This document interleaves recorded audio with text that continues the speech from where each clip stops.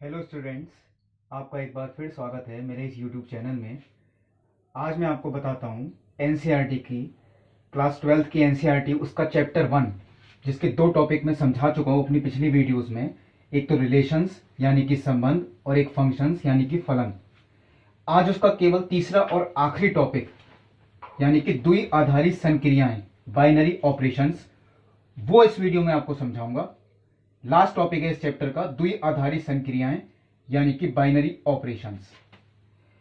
अगर कोई अरिक्त समुच्चय, अरिक्त का मतलब जिसमें कम से कम एक अवयव जरूर है, ज्यादा भी हो सकती हैं, रिक्त नहीं होना चाहिए। अगर कोई अरिक्त समुच्चय ए, उस पर कोई संक्रिया, जो भी आपको चिन्ह बना हुआ है, कुछ भी हो सकता है, इस प्रकार परिभाषित है। ये संक्रिया कुछ भी हो सकती है, हमसे प्लस भी करवा सकते हैं, माइनस भी करवा सकते हैं, गुणा भी करवा सकते हैं, भाग भी करवा सकते हैं, वर्ग भी करवा सकते हैं, घन भी करवा सकते हैं, घात भी निकलवा सकते हैं। ये संक्रिया सवाल से ही डिपेंड करती है। सवाल में जो कुछ भी लिख के आएगा वही संक्रिया होगी। अगर ये संक्रिया इस समुच्चय पर इस प्रकार परिभाषित है कि इस संक्रिया को लगाने के बाद समुच्चय के कोई से भी दो अवयव, अगर हम उस पर यह संक्रिया अप्लाई करें तो जो हमारा उत्तर निकल के आएगा, अगर वो उत्तर भी इसी समुच्चय में ही है, तो ऐसी संक्रिया द्विआधारी संक्रिया कहलाती है। लेकिन अगर एक भी एग्जाम्पल हम ऐसा दे दें जिसमें दो अवयवों पर यह संक्रिया अप्लाई करने पर हमारा आंसर इस समुच्चय को बिलोंग नहीं करे, तो वो द्विआधारी संक्रिया नहीं कहलाती है। जैसे कि एक उदाहरण आपको वैसे ही देता हूं, मैं बोर्ड पे तो नहीं लिखा। मान लीजिए प्राकृतिक संख्याओं का समुच्चय है और ये आपको प्लस यानी कि योगफल संक्रिया दी है। अगर आपसे यहां पे a प्लस बी लिखा हुआ देते हैं तो दो प्राकृतिक संख्याओं का योगफल भी एक प्राकृतिक संख्या ही होती है, यानी उत्तर हमेशा आपका प्राकृतिक संख्या ही आएगा। तो ये योगफल आपकी द्विआधारी संक्रिया है। गुणनफल हमसे निकलवाएं तो दो प्राकृतिक संख्याओं का गुणनफल भी एक प्राकृतिक संख्या होती है, वो भी एक द्विआधारी संक्रिया है।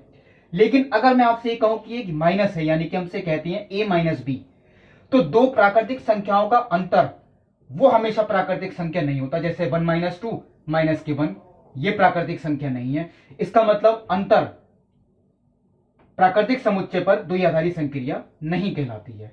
ऐसे में कहता हूं अगर ये भागफल है यानी कि a बटे बी, तो a बटे बी भी एक प्राकृतिक संख्या नहीं होगी। कैसे 2 बटे 3, 2 भी प्राकृतिक संख्या है, 3 भी प्राकृतिक संख्या है, लेकिन 2 बटे 3 प्राकृतिक संख्या नहीं है। इसका मतलब ये भी द्विआधारी संक्रिया नहीं है। यही द्विआधारी संक्रिया है। हमारा जो भी आंसर आए, अगर वो उसी समुच्चय को बिलोंग करे तो वो द्विआधारी संक्रिया है। लेकिन अगर हम एक भी एग्जांपल ऐसा दे दें कि हमारा आंसर इस समुच्चय को बिलोंग नहीं कर रहा, तो वो द्विआधारी संक्रिया नहीं होती है। अब इसी में कुछ नियम है जो आप अपनी छोटी क्लासेस में पढ़ चुके हैं, जैसे कि क्रम विनिमय नियम यानी कि कम्यूटेटिव लॉ। अगर हम ये प्रूव कर दें कि a संक्रिया b, इसका मान बराबर है b संक्रिया a के हर अवयव के लिए, तो ये क्रम विनिमय नियम का पालन करेगी। जैसे a प्लस बी बराबर b प्लस ए होता है, यानी क्रम विनिमय नियम। लेकिन a माइनस बी वो बराबर नहीं होता b माइनस ए के, ये क्रम विनिमय नियम नहीं है। साहचर्य नियम, a संक्रिया b संक्रिया c, मैंने पहले ब्रैकेट आपको दाईं तरफ लिख के दी और दूसरी तरफ मैंने लिखा a संक्रिया b, यानी ये ब्रैकेट बाईं तरफ, ये अवयव आपका दाईं तरफ। अगर ये दोनों पक्ष बराबर आते हैं, यानी बायां पक्ष बराबर दायां पक्ष, तो इसका मतलब है ये संक्रिया साहचर्य नियम का पालन करेगी। जैसे कि मैंने लिखा, अगर हम ये प्रूव कर दें कि इसका मान और इसका मान बराबर है सभी अवयवों के लिए, तो ये साहचर्य नियम का पालन करती है। अब आता है तत्समक अवयव यानी कि आइडेंटिटी एलिमेंट। इसके लिए एक सूत्र है कि ए, यहां पे ई तत्समक अवयव को ही कहती है। हम कोई भी अवयव ए लें, अगर उस पर संक्रिया अप्लाई करें ई के साथ, और ये संक्रिया अप्लाई करने के बाद उत्तर भी हमारा वही ए संख्या निकल के आए, तो ये ई तत्समक अवयव होता है। तभी ई तत्समक अवयव होता है। अब जैसे कि मैं कहता हूं प्राकृतिक संख्याओं में मान लीजिए यहां गुणनफल है, तो ए कोई भी संख्या है, हम उसकी गुणा ऐसी कौन सी संख्या से करें कि उत्तर हमारा ए ही निकल के आए, वो 1 है केवल, यानी a इंटू 1 बराबर a। तो इसका मतलब ये हुआ गुणनफल के लिए जो तत्समक अवयव हुआ वो 1 हुआ प्राकृतिक संख्याओं में। लेकिन अगर मैं कहता हूं योगफल के लिए, तो हम योगफल के लिए ये कहेंगे a प्लस 0 बराबर a, यानी 0, लेकिन 0 प्राकृतिक संख्या नहीं होती। इसका मतलब योगफल के लिए कोई भी तत्समक अवयव संभव नहीं है। हाँ, गुणनफल के लिए संभव था, क्योंकि मैंने प्रूव करके दिखाया कि वो 1 है। तो तत्समक अवयव के लिए सूत्र ध्यान रखें आप, हमें ये शुरुआत से लेके चलना है और फिर ई का मान निकालना है। लेकिन ये बात ध्यान रखें, ई का मान केवल एक ही संख्या होनी चाहिए, वो भी निश्चित। ये दो संख्याएं नहीं हो सकती, एक से ज्यादा कभी नहीं हो सकती, केवल एक निश्चित संख्या ही होती है। अगर इसके एक से ज्यादा उत्तर आते हैं तो ये संभव नहीं है। अब आता है व्युत्क्रम अवयव।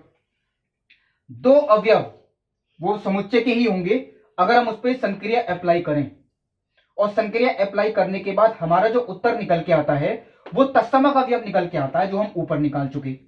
तो इस स्थिति में ये दोनों एक दूसरे के व्युत्क्रम अवयव होते हैं, यानी कि इनवर्स, यानी ए का इनवर्स बी और बी का इनवर्स ए। उस कंडीशन में ये एक दूसरे के तत्समक अवयव होते हैं, यानी कि व्युत्क्रम अवयव, तत्समक अवयव अगर इनका उत्तर निकल के आए। ये बात ध्यान रखें, कंडीशन आपको इधर से भी देखनी है और कंडीशन आपको इधर से भी देखनी है। इधर से भी वही उत्तर आना चाहिए, ध्यान रखें, और इधर से भी यही। अगर ऐसा है, क्योंकि क्रम विनिमय नियम का पालन भी कर रही होती है, तो ये बात ध्यान रखें, ये दोनों एक दूसरे के इनवर्स होते हैं। यही चीज आपको मेन थी जो ध्यान रखनी है। अब जैसे कि प्रश्नावली 1.4, इसके पहले क्वेश्चन के मैं दो पार्ट आपके सामने करता हूं। जैसे कि पहले क्वेश्चन का पहला पार्ट, ये धन पूर्णांकों का समुच्चय है, क्योंकि z प्लस आपका दिया हुआ है, इसका मतलब है कि धन पूर्णांक जिसमें जीरो नहीं आएगा, जीरो धन नहीं होता है, यानी इन्हें आप प्राकृतिक संख्याएं भी मान सकते हैं। इस पर एक संक्रिया दिया हुआ है, a संक्रिया b बराबर a माइनस बी। हमें ये देखना है कि वाकई द्विआधारी संक्रिया है या नहीं। अगर ये उत्तर हमारा इसी को ही बिलोंग कर जाएगा हर संख्या के लिए, यानी ए और बी के हर मान के लिए, तो ये द्विआधारी संक्रिया है। लेकिन अगर हम एक भी ऐसा एग्जाम्पल दे देते हैं जिसमें ये उत्तर हमारा इस समुच्चय को बिलोंग नहीं करेगा, तो वो द्विआधारी संक्रिया नहीं होगी। मैंने एक a बराबर 3 लिया और b बराबर 5 लिया।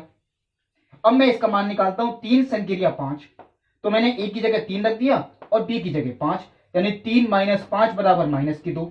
अब -2 तो इसमें नहीं आ रहा, इसका मतलब ये उत्तर हमारा इस समुच्चय को बिलोंग नहीं कर रहा। और अगर ऐसा है तो ये संक्रिया द्विआधारी संक्रिया नहीं है। आप कोई और भी एग्जाम्पल ले सकते हैं जो भी आपके दिमाग में आए, लेकिन प्रूफ करके दिखाने के लिए केवल एक एग्जाम्पल काफी है, द्विआधारी संक्रिया नहीं है। अब आता है इसका तीसरा पार्ट जो बुक में दे रखा है, ए संक्रिया बी बराबर ए गुणा बी का वर्ग। लेकिन ये समुच्चय आर वास्तविक संख्याओं का समुच्चय है। मैं ये बात बताता हूं, ए अगर एक वास्तविक संख्या है और बी एक वास्तविक संख्या है, तो बी का वर्ग भी एक वास्तविक संख्या ही होगी। और किसी वास्तविक संख्या की अगर हम वास्तविक संख्या से गुणा करें तो भी हमारा उत्तर वास्तविक ही आएगा। यानी ए गुणा बी का वर्ग, ए और बी के कोई भी मान हम ले लें वो हमेशा बिलोंग करेगा वास्तविक संख्या को। ऐसा कोई एग्जाम्पल नहीं है जिससे हम ये प्रूव कर दें कि वास्तविक नहीं हो सकता, और अगर है तो हमें दिखाना पड़ता, लेकिन ऐसा हो ही नहीं सकता क्योंकि ये हमेशा वास्तविक ही आएगा।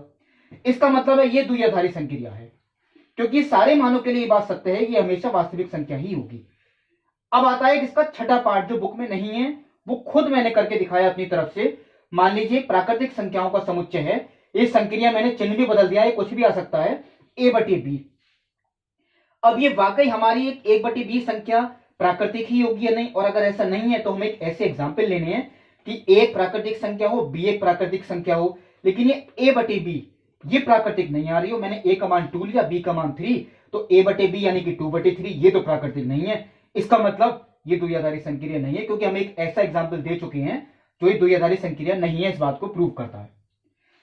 अब आता है इसके पहले क्वेश्चन का पहला पार्ट, तीसरा पार्ट, छठा पार्ट तो मैंने एक्स्ट्रा था वो मैंने कर दिया, बाकी पार्ट आप खुद करने की कोशिश करें।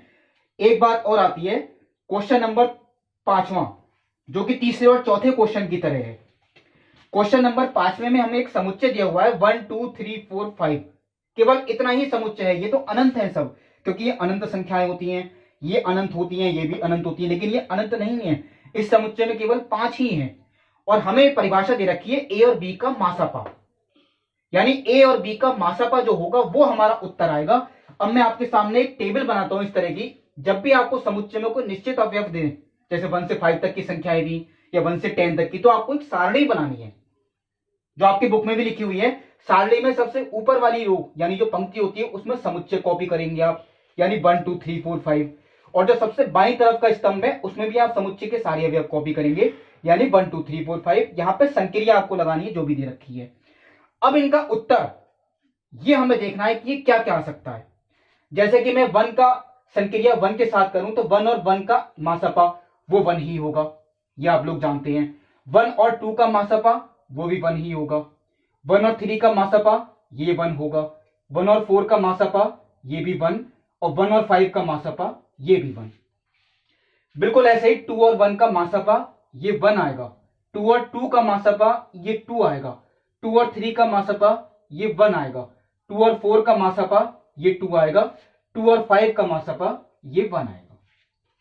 फिर आता है 3 और 1 का मासापा वो 1 आएगा। 3 और 2 का मासापा वो 1 आएगा। 3 और 3 का मासापा वो 3 आता है। 3 और 4 का वो 1 आता है।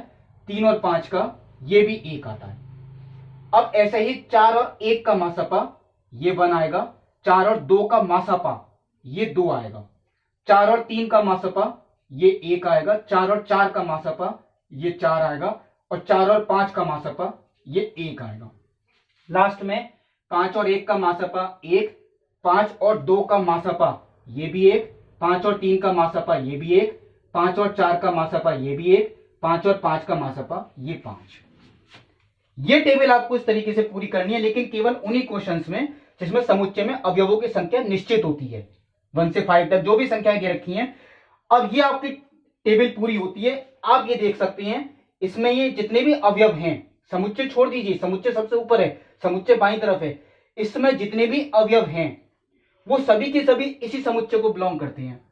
कोई भी अवयव ऐसा नहीं है जो इस समुच्चय को बिलोंग नहीं करे। इसका मतलब ये एक द्विआधारी संक्रिया है। ये प्रूफ होता है इस बात से कि एक द्विआधारी संक्रिया है। अब आती है इस सारणी से हम ये बात कैसे पता लगाएं कि क्रम विनिमय है या नहीं। उसके लिए मैंने आपको समझाने के लिए एक बात लिखी। ये पहली पंक्ति है, इसे मैंने R1 लिखा। ये दूसरी पंक्ति R2, ये R3, ये R4, ये R5, और स्तंभ ये पहला स्तंभ है C1, ये C2, ये C3, ये C4, ये C5। समुच्चय छोड़ देना है आपको, समुच्चय यहां भी छोड़ना है। आप ये बात नोट करें, जो पहली पंक्ति और पहला स्तंभ बिल्कुल एक जैसे हैं, इनमें कोई अंतर नहीं, सब जगह 1 है, यहां भी सब जगह 1। दूसरी पंक्ति और दूसरा स्तंभ देख लें, 1 2 1 2 1 1 2 1 2 1। तीसरी पंक्ति और तीसरा स्तंभ देखें बिल्कुल एक जैसे हैं। चौथी पंक्ति और चौथा स्तंभ बिल्कुल एक जैसे हैं। और पांचवी पंक्ति और पांचवा स्तंभ बिल्कुल एक जैसे हैं। अगर कोई भी पंक्ति अपने संगत स्तंभ के समान है, और ये सभी के लिए देखनी है, R1 C1 के समान है, R2 C2 के समान, R3 C3 के समान, R4 C4 के और R5 C5 के, अगर ये सब समान है आपस में, तो ये इस बात को प्रूव करता है कि ये क्रम विनिमय है। ये क्रम विनिमय है, इस बात को प्रूव करता है कि अगर ये पंक्तियां सब समान है। अब आता है तत्समक अवयव। इसमें कोई भी पंक्ति ऐसी नहीं है जो समुच्चय के बिल्कुल समान हो। तत्समक के लिए हमें देखना है कोई पंक्ति ऐसी है जो समुच्चय के समान, इसमें ऐसी कोई पंक्ति नहीं है। और कोई स्तंभ ऐसा है जो समुच्चय के समान हो, ऐसा भी नहीं है कोई। क्योंकि तत्समक हम तब देख सकते हैं, मैं आपको फोटो भेजूंगा, उसमें शायद समझ में भी आएगा। ऐसी कोई पंक्ति जो समुच्चय के ठीक समान हो और ऐसा कोई स्तंभ जो समुच्चय के ठीक समान हो, उनका प्रतिच्छेद बिंदु वो तत्समक अवयव होता है। लेकिन यहां कोई पंक्ति ऐसी नहीं है जो समुच्चय के समान हो